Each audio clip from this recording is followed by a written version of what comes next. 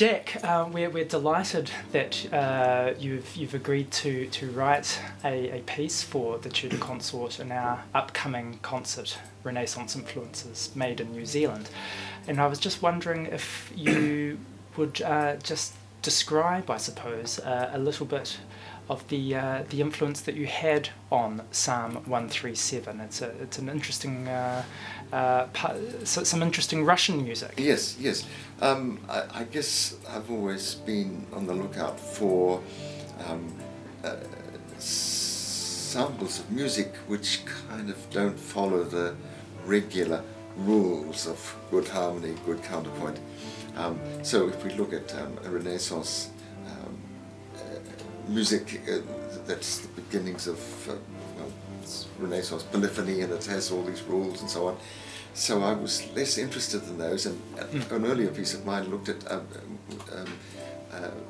15th century English carols, for instance, which have some things which are irregular, if you say. We're talking about Carol to St. Yes, Stephen. that's right. Yes, of course.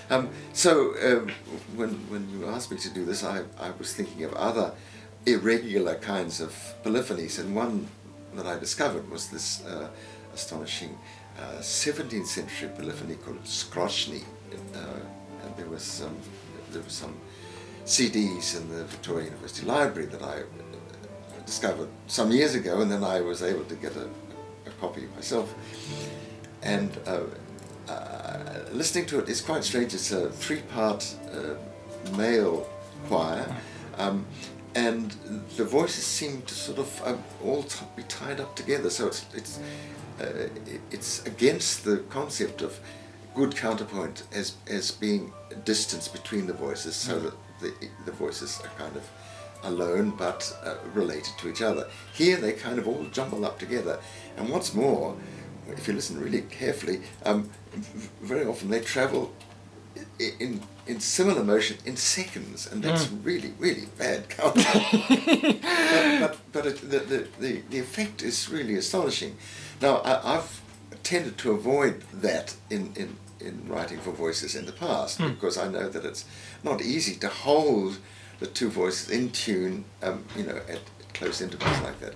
But here we have a whole recording where they're doing it all the time, so it's certainly possible. And the Tudor Consort is of course an expert ensemble, very confident musicians, and so I thought, well, if anybody, you can do it. Wonderful, and they're really enjoying the piece. It's just it's a phenomenal work. Yeah, that's good.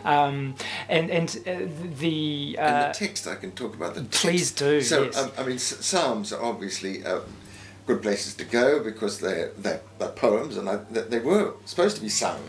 And also, there are some iconic psalms there that we all know and love.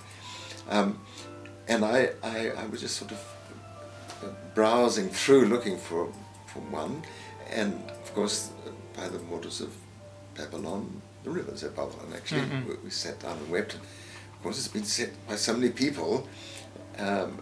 And I read through it, and then I got near the end, and I realized that this is part of the text that I hadn't sort of noticed before, because what begins as this very soulful lament, it turns into a very strong curse, a violent curse.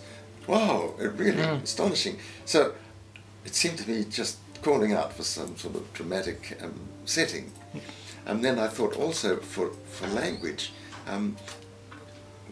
traditionally perhaps one goes to Latin, but then of course the Psalms really are from ancient Hebrew, so I thought, well, let's try that. So I had to sort of try and find somebody who could give us a clue as how it might be pronounced.